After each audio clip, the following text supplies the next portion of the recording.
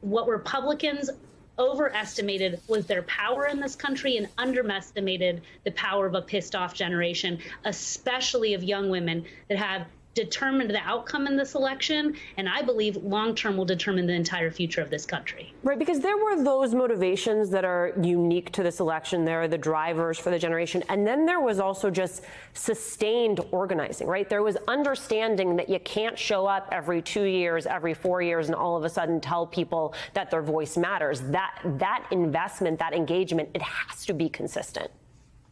Yeah, I mean, in places like Pennsylvania, Nevada, and Arizona, our organization, along with many others, we've been there for years. In Pennsylvania, where we've been there for 8 years, we contacted 90% of the eligible young voters in the state.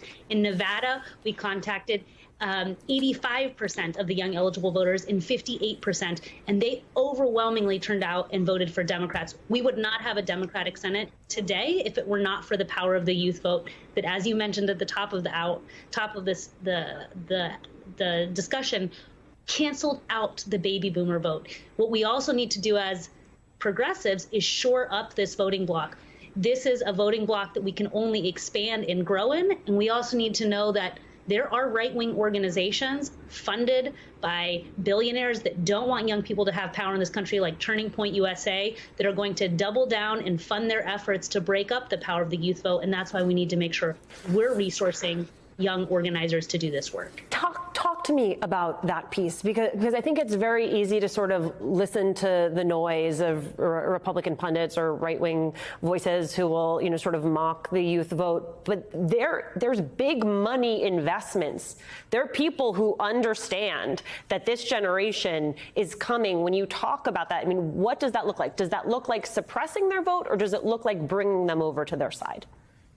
Well, two things. One, on our side, we need to fund and resource this work more. When our organization was started 10 years ago, people said that trying to engage young voters to turn out was a waste of time and money, that we shouldn't be focused on young people because they were fickle and unreliable. Well, now that's been proven to be wrong, so we need to make sure we're fully funding the work to engage young progressives that are the vast majority of young people in this country. That being said, I live in Texas. There were multiple events held here by Ted Cruz and others to engage young people, and we could laugh online at them, but then we saw them on campuses. They were actually trying to register our own organizers with their organization. They know that it's about shaving off margins here and there, as they've done with the black and brown vote, especially men. So they know they're not going to win a majority, but they know that they can suppress our vote, make it harder to vote, take polling locations off of campuses. And in places we saw, sometimes young people were waiting in lines 5 hours to vote. And they're already talking online, if you're reading right-wing Twitter, about raising the voting age back to 21, that young people are not smart enough to vote in their own self-interest, is what they're saying right now.